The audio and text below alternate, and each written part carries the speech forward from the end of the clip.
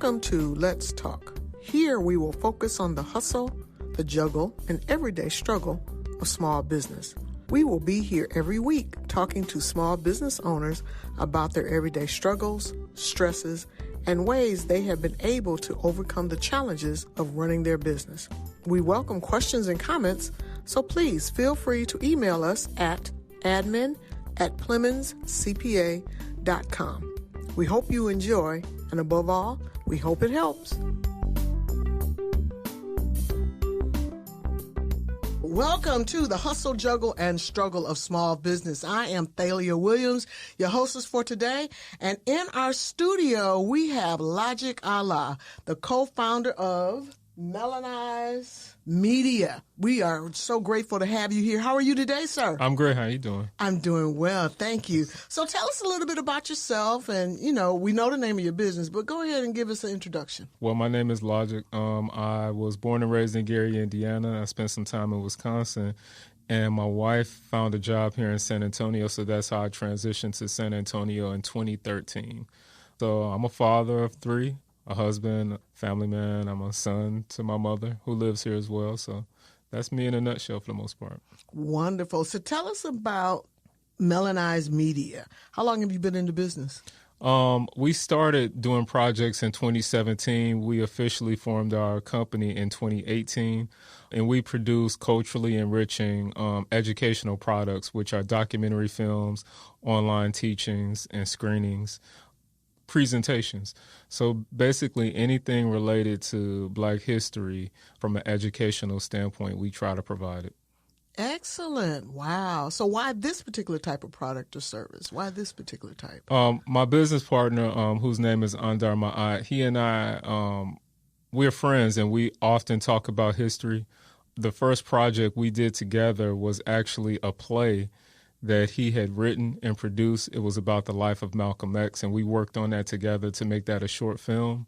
And from that, the reception, it was so well received and we enjoyed it so much that we really just wanted to take on more projects in that lane of Black history, especially from a filmmaking perspective.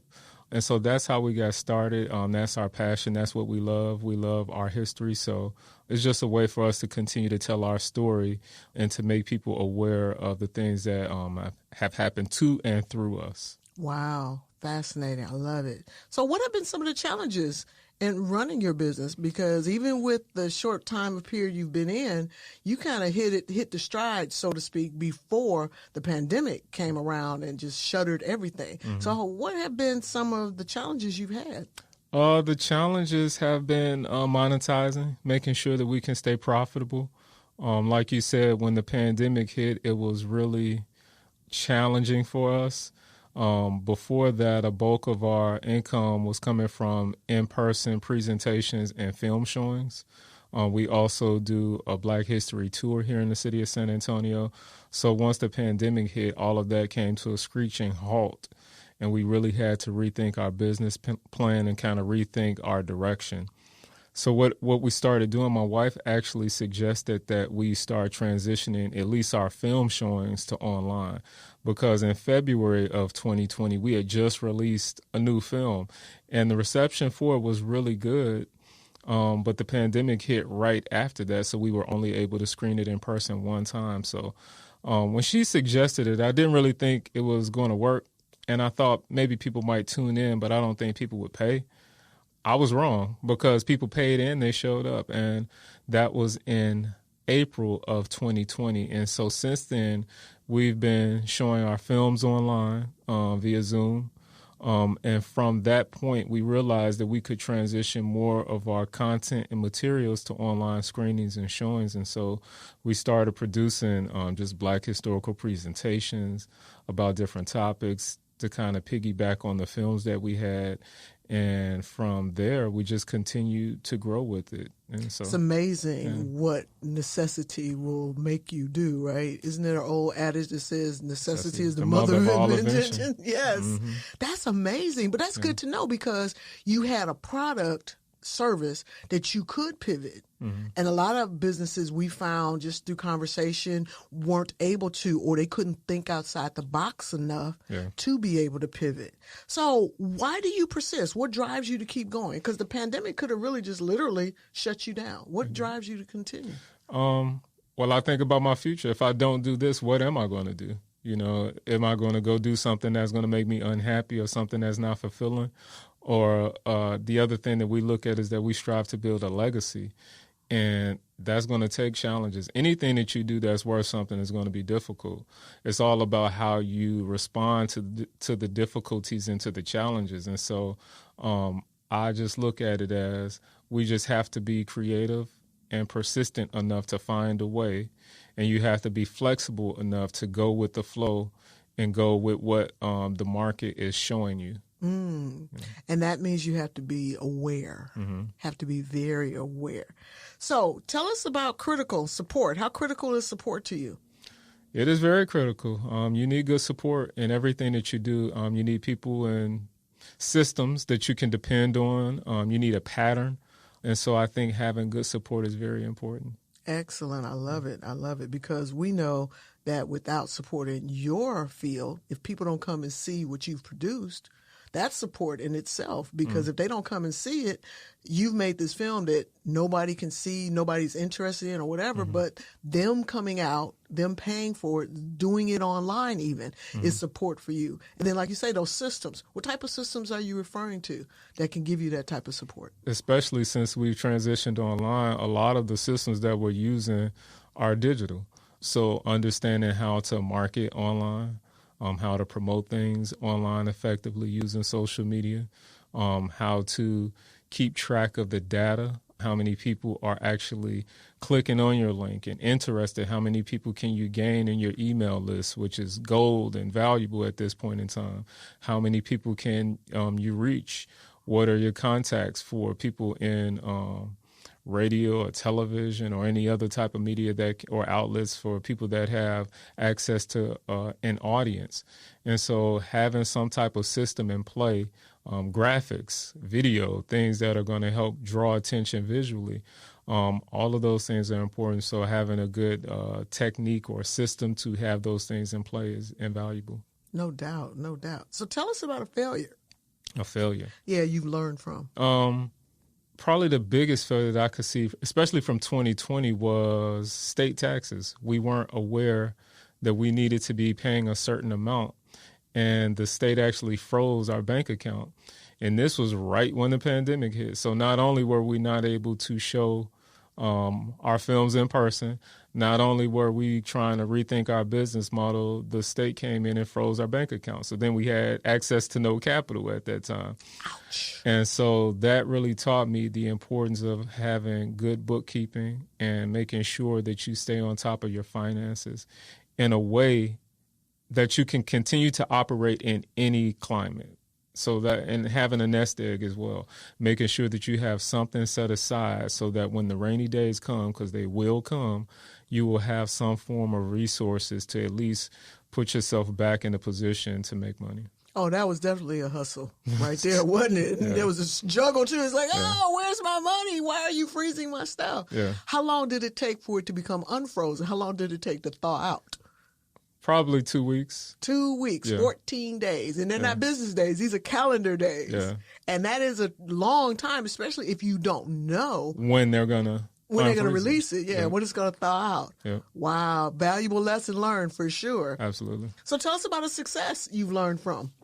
One of our biggest successes when transitioning to the online space was we had set up an online screening. At the time, we were new to Zoom, just really kind of getting our feet wet with it. I believe this was June of last year.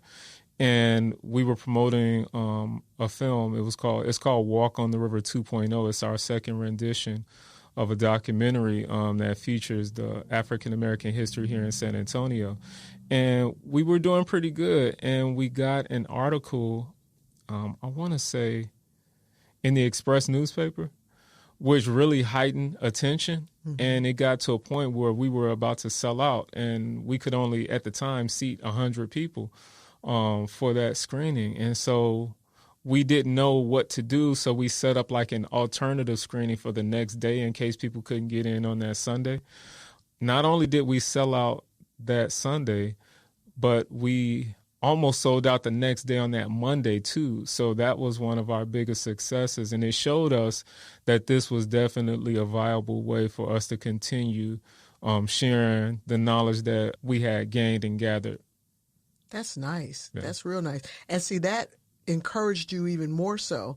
I'm sure it's like, okay, we can pivot and we can still be successful with what we're doing, not in the normal traditional way that we have been going along, but now there is a new way to get this same product, the same information, the same content out to the public, because we know that this is what is needed. They need to know this. Indeed. We have Chris Hall from Pontum Financial here in the studio. Let's talk about business transitions. What is that exactly? Most of the business owners, whenever we meet them, they've worked for decades to build a business or a product or a service, and they never really gave too much thought to what the out is. Every business owner gets started. That should be one of the primary things that they consider. They should have different outs planned at different intervals, but let's be realistic. We don't really do that, myself included. So whenever you start to think about business transition, it's going to be one of several things. It could be retirement. It could be just wanting to get out of the business and do something else. It could be transitioning it to a family member or keeping it in the family. And those are some of the crucial conversations that you need to have with both family and yourself, frankly, to see what you want. Some business owners want to continue a legacy. They want that name to be carried on. So that really has an impact on sale of the business, unless it's to only family, which maybe your sons or daughters have a problem with that as well. They may not like the name. All these things run through a business owner's mind numerous times throughout the day, and most of them just never know what first step to take. Well, if we want information, how can we reach out to you? Our phone number is 210-625-4845. You can look at our website. It's pontumfinancial.com, P-O-N-T-E-M financial.com, or you can find us on LinkedIn and Facebook. Chris Hall is a partner with Pontum Financial and offers securities and investment products and services through Waddell & Reed, Inc., WRI, member FINRA/SIPC. Pontum Financial is a separate entity from WRI. So what does success look like to you, Logic? You mean in the long term or immediately? Either. Whatever way success looks to you, because some people define success as this, some people define it as that. What do you define, or what does it look like to you? For me personally, I think that success is when you are able to fulfill your obligations and more, when you're able to satisfy what you need personally and what you're striving to provide for your customers and clients. They are satisfied, you're satisfied, and you're reaching a level, in my opinion, of what you think you deserve. And so when you get what you're worth and you are providing a service that people are happy with, and you're able to make a living from it, and you're actually able to do the things that you would like to do, then to me, that's success. Nice. I love it. So tell me, if you had to do it all over again, what would you do differently, if anything?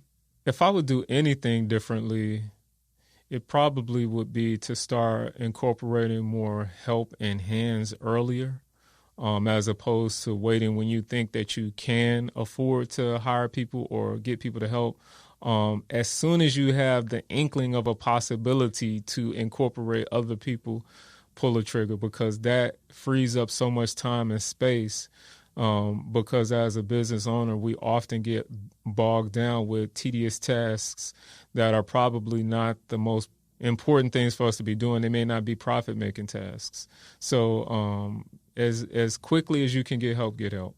I got you. Yeah. And that makes sense, because we are allowing or helping our businesses better understand that working on the business and not in the business is the only thing that's going to help it grow. Yeah. Because working on it allows you to have the vision to see where you want it to go. When you work in it, you're in the weeds. And there are other people who love being in the weeds. Yep. I mean, you have your bookkeepers, you have your attorneys, you have your lawyers, you have your landscapers. They love being in the weeds, literally.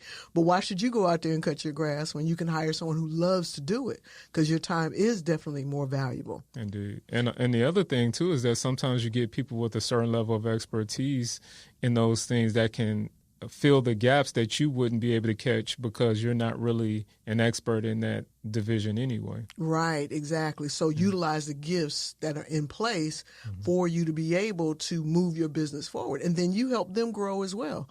You help sharpen their saw, so to speak. So what's on the horizon now? Right now, we have pretty much transitioned to what going online allowed us an opportunity to expand our base. Primarily our fan base or customer base was here in San Antonio. But when we shifted to doing things online, it offered us an opportunity to expand outside of our particular region. And so now we're in the stages of finding ways to satisfy both our home base here at San Antonio, but also expanding so that we can continue to feed a broader audience and grow our company in that way. One of the things that we did last year, we held an online Kwanzaa celebration, which was very successful. And so we're going to focus on doing things like that this year, taking celebrations that people might normally do in person, but transitioning them online to having a broader audience. So those are some of the things that we're working on right now. Is Juneteenth somewhere on the horizon? Indeed. We are working on something for Juneteenth. Okay. Yes. All right. That sounds good. That sounds good. So any advice for our audience? Anything you'd want to leave them? Nuggets of wisdom? Well, I think one thing for business owners is to think outside the box and always look for a different way. Because one thing that I notice right now, there's tons of information and advice, but nothing beats actual experience. If you can figure things out and if you have a system in a way that works for you, continue to fine-tune it and maximize it. And continue to learn. Open yourself up to education. That's the key. You have to continue to learn and to grow because the market is constantly changing. This online atmosphere that we work in is constantly shifting and growing and moving. So you have to continually be open to educating yourself and learning something new. No doubt. Do you see yourself coming back doing live presentations, live showings? Yes. I do think we will in some capacity, but this has forever changed our mentality. So I think even when we do those types of things, it'll probably be in a different vein at this point. Yeah, because the hybrid environment kind of is what is lending itself to right now. You know, you have your online aspect and you have your in-person. And I know a lot of companies, a lot of individuals, public speakers are really monetizing that opportunity to do both. Before it was like, okay, well, we have a public speaker, we'll just record it. And that's it. Now they're actually broadcasting it, getting paid for it, but then there's still that live studio audience or that live audience there to, you know, partake of the true interaction. Indeed. No doubt. Wow. Well, thank you so much, Logic. We appreciate it. Absolutely. So have a great day, guys. For more information about any of our guests, or if you have questions and comments, please email us at admin@PlemonsCPA.com. And don't forget to check out our website, PlemonsCPA.com, for upcoming events and workshops in San Antonio. David B Plemons CPA Inc. is providing this podcast as a public service, but it is neither a legal interpretation nor a statement of David B Plemons CPA Inc. policy. Reference to any specific product or entity does not constitute an endorsement or recommendation by David B Plemons CPA Inc. The views expressed by guests are their own, and their appearance on the Hustle, Juggle, and Struggle of Small Business podcast does not imply an endorsement of them or their concepts or any entity they represent. Views and opinions expressed by David B Plemons CPA Inc. employees are those of the employees and do not necessarily reflect the views of David B Plemons CPA Inc. or any of its officials. You should always consult your own investment advisors, attorneys, and accountants before making any decisions concerning your financial matters. If you have any questions about this disclaimer, please contact our office.